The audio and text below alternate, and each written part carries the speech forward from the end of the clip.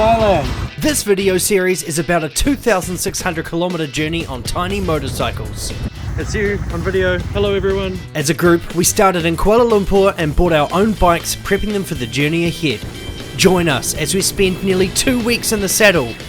First, riding out for the Malaysian highlands, where we took on the nation's highest road. Yeah, oh, there's a ute coming, be careful. Before heading over the border into southern Thailand.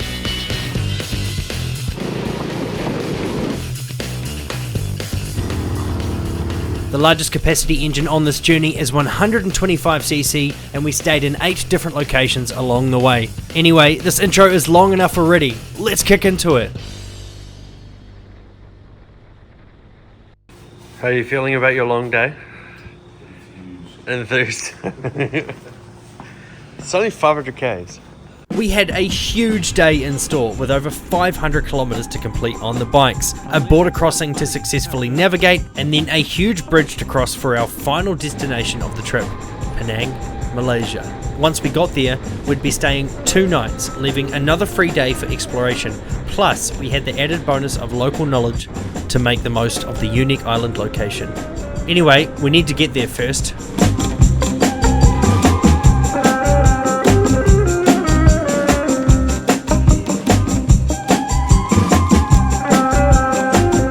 Most of the day looked like this. All that changed was the roadside scenery and the level of fuel in our tanks. We aimed to hit the border around lunchtime, leaving us with a few hours of riding in Malaysia. We kept riding and riding and riding and riding.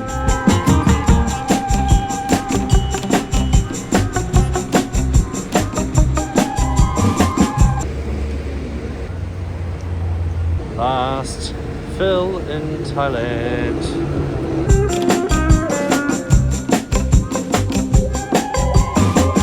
I'm not sure how the others felt at this point, but I was a bit sad to be leaving Thailand. The south had been so inviting to us, and I could easily spend months just riding from village to village, checking out the local sites. But again, there was no reason to be down. We were crossing back into Malaysia with one of the coolest destinations on the trip left to go. I guess it's just funny how quick you can adapt to a new location and feel at home, to then leave it behind only a few days later.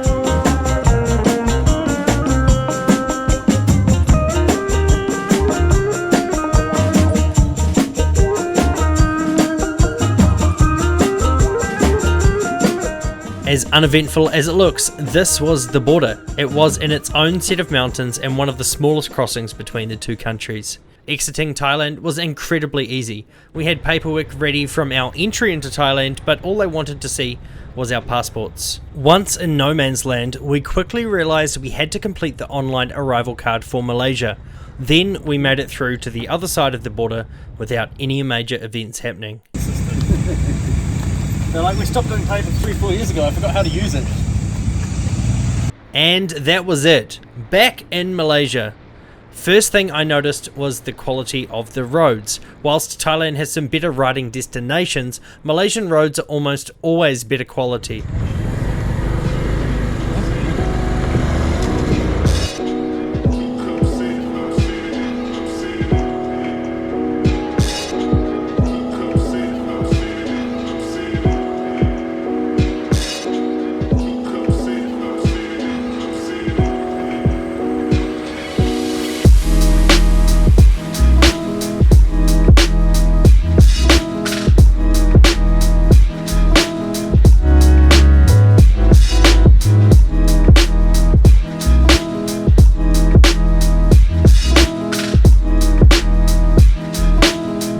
Aside from our fuel stops and a quick bite to eat, today was all about getting distance under the belt. So, on we rode. Until Andrew decided to have a flat tyre. Yeah, I'm wondering if we just put a tube in, because that's too many, there's too many things, gaps already. This is a Psych Plus. I don't know what model it is. They sent it to me and wanted me to review it. I haven't had a chance to. But now we're stuck on the side of the road in Malaysia with a flat tyre, and without this we'd be absolutely cooked. It's been in the back of my top box, so the box is pretty ruined.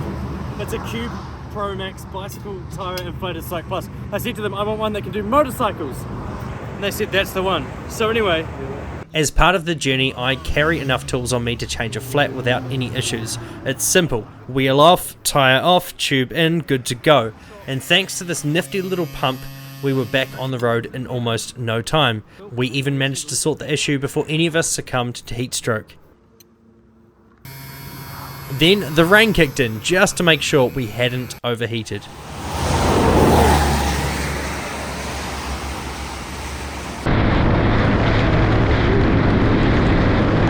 It was close to 4 PM by the time we sorted the flat tyre, and Penang was not far away. We made pace and arrived at the old Penang bridge. The finish was now in sight, only 13 kilometres of bridge left, and would finally be on the island.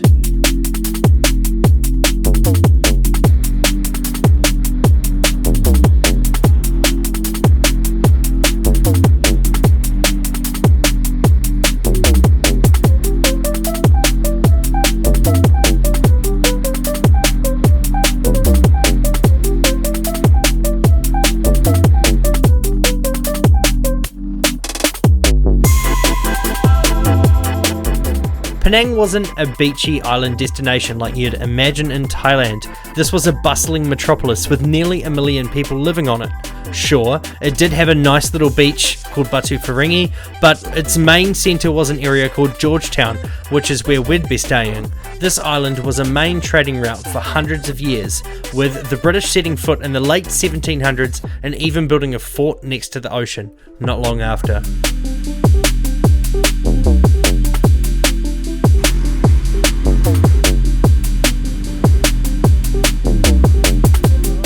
We arrived, checked in, and then Andrew went to fix his tyre because I'd actually pinched the tube during my hasty roadside install.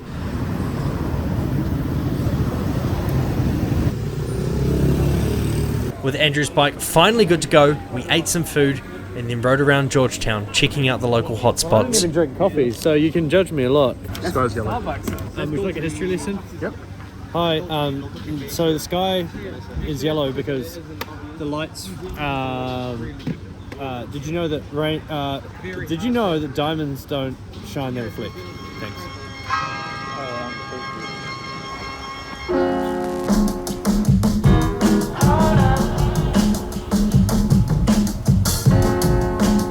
Andrew, can I have a history lesson of the 100 years old, people live here. Okay, thanks. Those lights over there are the bridge that we crossed.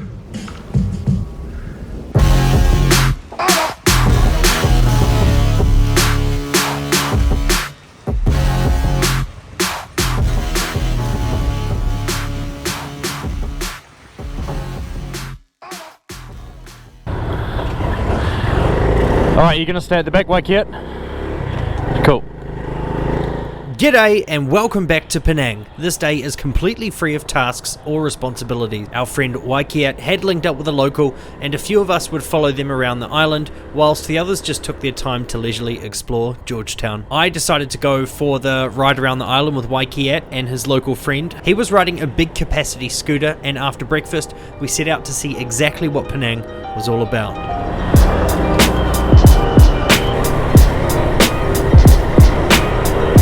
The island is 296 square kilometres or 114 square freedoms big. It's connected to the mainland by 2 bridges, the oldest of which we crossed yesterday to get here, which you've already seen, and the newest and longest we would cross on our departure from the island tomorrow.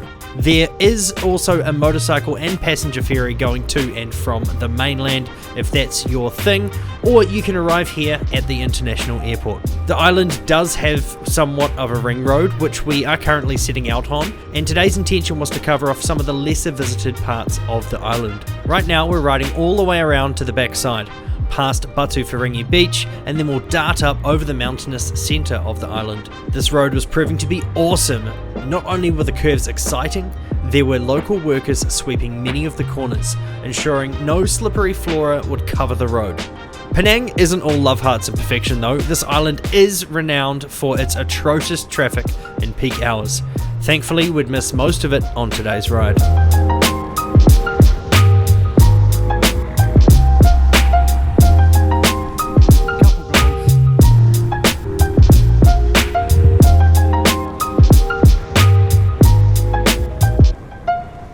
time for the first stop, a dam and its reservoir.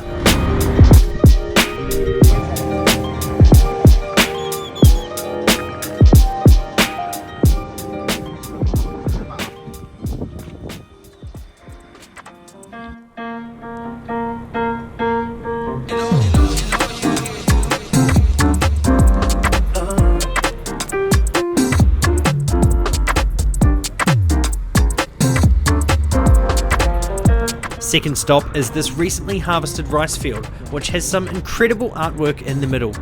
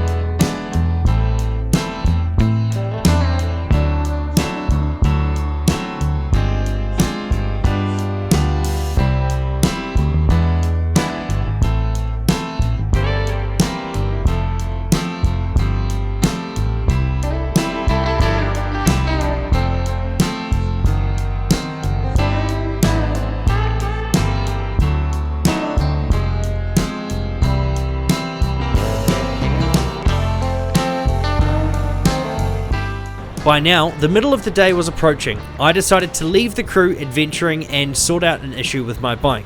Remember a few episodes back how I mentioned not everyone wanted to work on our bikes? I'd been denied 3 times over the border when attempting to get my turn signal replaced, but now we were back in Malaysia, it was finally time to sort it. I figured I'd also get a second oil change on the mighty Honda Wave Alpha. Whilst waiting, Uncle showed me some of his racing bikes inside the shop. Triple J Motor came here. There's my bike this time. Last time we came here because Andrew's bike was broken. I remember this scooter. And they've got, a whole bunch of RGB 120s. There's an FX 125. Or FXR 150 Raider, sorry. Race! Oh! Racing. Wow. You see my capacitor how big? Oh my gosh. Oh my god! It's very big. Fast. How fast can go? About 200 plus 200 plus. kilometer. Oh my god. Very fast. Not enough. Not enough. Ah, this one. Alright. VFR 400 cc. Yeah. 260. 260. That's good. Very good. VFR. Huh? This is VFR. VFR 400. I ride one time. This place was the same one that Andrew got his puncture repaired at yesterday, and also the same place we visited in 2019 to get Andrew's carburetor mounting threads repaired. Close up of the Yamaha gears.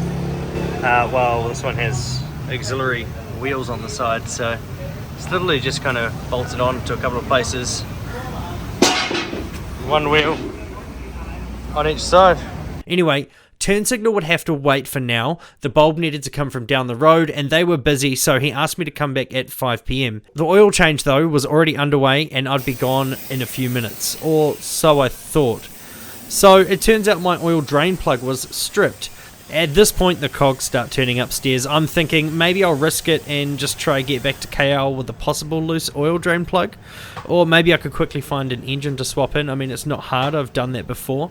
But before I had time to consider my thoughts, Uncle had laid the bike down and was going to town, drilling out my oil drain hole, ready for the thread to be repaired.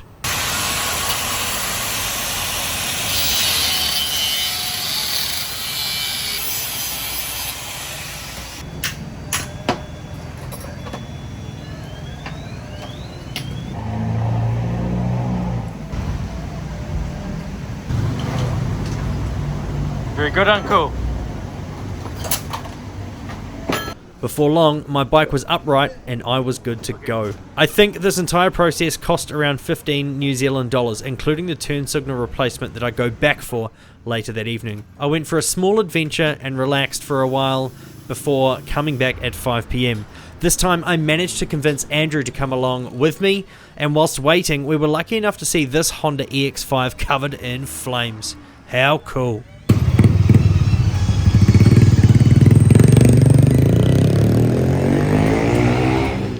We turned around to see the owner's son in front of my bike swapping the bulb, and within a few minutes we were good to go. นี่ข้าวหมูจะให้ก่อนเด Okay, another side? Okay. Amazing. Thank you, my friend. Okay. Thank you, thank you. Chores completed, it was time to squeeze a little bit more leisure out of Penang in our last usable hours on the island. That's why I drink the great taste of Welch. Yum. This time, we met up with some other locals, old friends of Waikiat. Food was eaten, and then we jumped on our bikes ready for one big game of follow the leader. Okay, we'll get our bike and come. It's a bit of an adventure. Yeah. But we will go out there. Oh, that way? Okay, we are over here. He's at the... Oh, no. Those of us behind had no idea where we were going, and before long we were riding through the middle of a cemetery.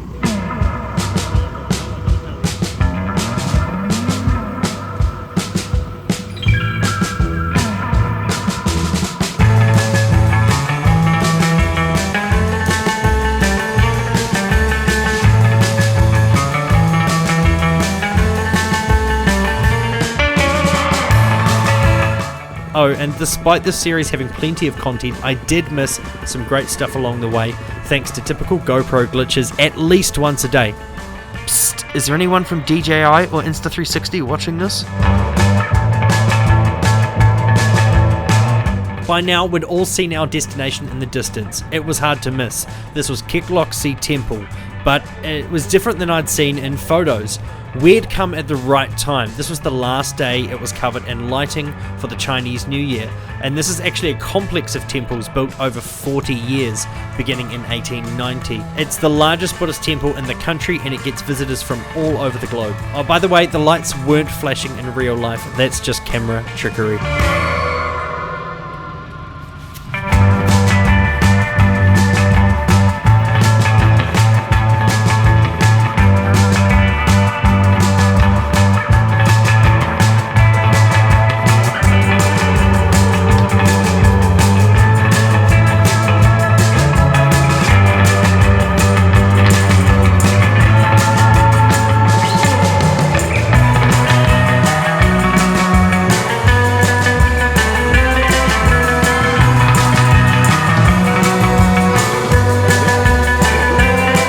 It's little experiences like this that would be a huge ordeal without our kapchais.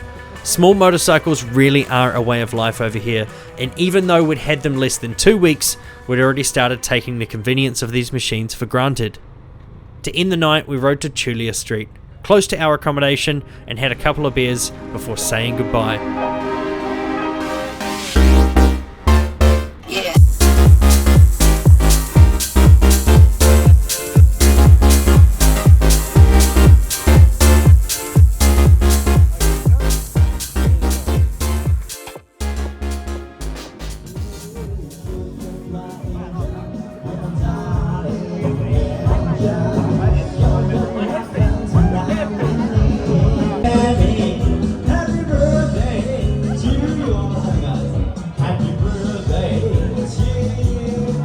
Tomorrow was our last hurrah.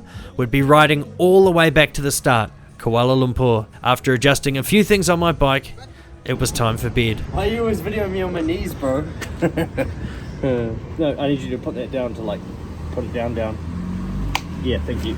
That should be it. Oh, I didn't realize I was listening. I'm sorry.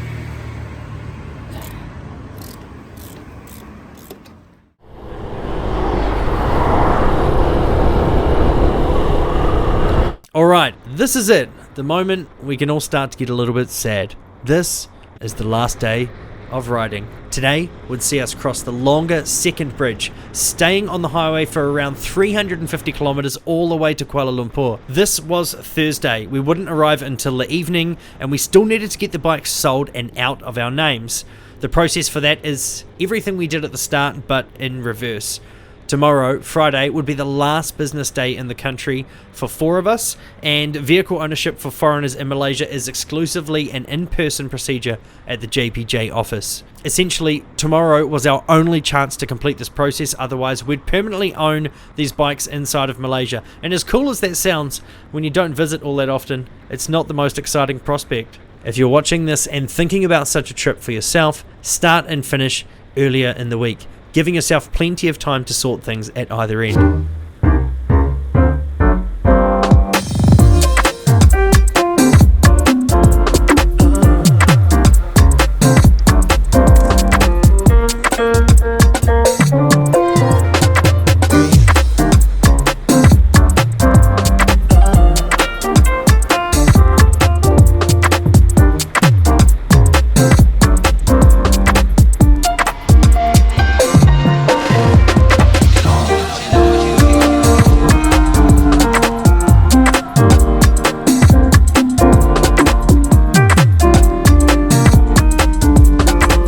Crossing this bridge was an incredible experience. It was 24 kilometers long from point to point and opened in 2014. Bridge complete. It took over 15 minutes to cross.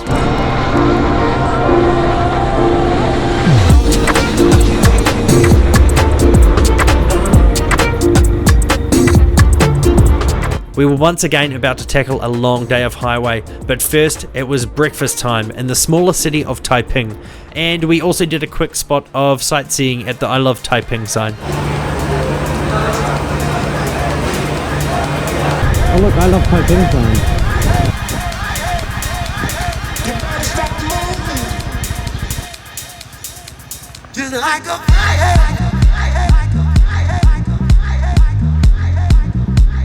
Finally, it's time to make some proper pace on the highway. We attacked another huge hill and our bikes were handling it a lot better than this truck.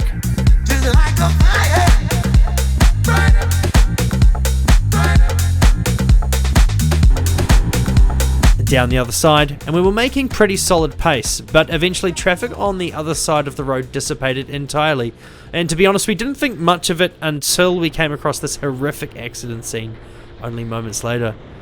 We later learned this was a fatal accident. Only moments earlier, I'd been a little bit annoyed to myself that our group had split up along this highway, only to immediately be humbled and reminded there are worse things happening in the world. Eventually, we needed another fuel stop. Similar to our longest day, all that really changed today was the level of fuel in our tanks as we kept tackling the mileage.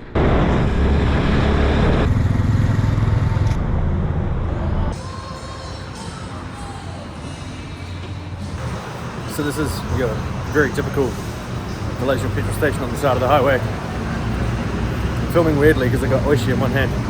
And that was a Boonseo Honda Cup. A little bit more wide open throttle and one final fuel stop before we hit the capital.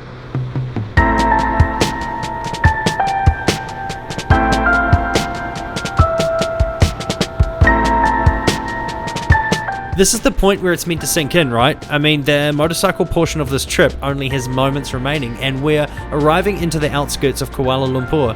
But I was so focused on our mission to get rid of the bikes tomorrow, it wasn't really until later that I could fully reflect on our accomplishment. However, that's not an issue for watchers of this video. We can have a recap right now. We arrived as a group on a Friday and Saturday. We bought bikes, all from the same shop, and then patiently waited till Monday morning when they could be transferred into our names. Bikes acquired, we spent a bit of time kitting them out for the trip, followed by a test day close to Kuala Lumpur where we visited both Batu Caves and Genting Highlands. Wednesday arrived and we hit the road, gunning for the mountainous area of Cameron Highlands. We stopped at a tea plantation, saw the country's highest paved road, more tea plantations, and then we thought Moray's bike was properly broken. It wasn't, so we went lightning speed towards the Thai border. Thailand time! First town, Penang, where we stayed one night. We rode around here without helmets and then further on north to Songkhla the next day with a few pit stops along the way. We saw Cub House in Hat Yai, we met other Kiwi mates and then a local Thai friend in Songkhla, and we looked at some two-strokes by the beach before calling it a day. The next day was a quick jaunt up the coast purely to position ourselves for a cross-country trek on the day after that. We bought some cocks, left them at the temple, and then departed the Gulf of Thailand for the Andaman Sea. To get there we had to cross multiple rivers, ascend and descend multiple hills in a national park, and then do another solid session on the highway. Krabies saw us be proper tourists and have a long tailboat adventure before everyone relaxed and we prepared for the longest day of the trip. We woke up, rode till lunchtime, crossed the border again. Hi Malaysia, fancy seeing you here. Rode some more, crossed a decent sized bridge and then spent the night in Penang. We checked out the island of Penang for a day before this morning hopping on bikes and riding via Taiping back to the capital, Kuala Lumpur. And here we are, back to where we left off at the start of this throwback. After we got back, the cameras barely made an appearance, so a lot of this footage is just going to be stuff from throughout the trip. But we did successfully offload the bikes. They all ended up going to one person and we changed the names back over at a quieter, less used JPJ office compared to the one at the start of the trip. Hey Andrew, can you give me a history lesson on why we're walking? Just sold our bike. Yeah. Changed our bikes out of our name. This is how miserable we all look without motorcycles. So, real questions. How much do we lose? Well, the bikes all fetch different amounts, but we generally got back a little under half the value we paid for our bikes. We could have succeeded in getting a bit more if we had time on our side, hence why in future I'd both start and end this journey earlier in the week. But business is business, and when you're under a time crunch, you've got to take what you can get. Well, that's the end of that. So the trip's officially finished, and we have no bikes. This guy owns every single bike. He now has. Yeah. Enjoy. It's finished. This is the end of the video. See ya. Bye. See you tomorrow. Bye, Zach. Bye. And Chris. I saw you say hello in the background before, but I'll get you in. And Waikit. Bye. See you later, mate. Overall, the value of this adventure was incredible. We'd seen 2 countries, each bought and sold a vehicle, made countless new friends, ridden through a national park, ate endless amounts of delicious cuisine, ridden over 2,600 kilometers without major breakdown or injury, plus we'd each spent well under the price of a brand new Honda Monkey 125 in New Zealand. The memories were priceless, our bank accounts will recover, and an adventure like this will definitely happen again. The only question is, are you coming next time?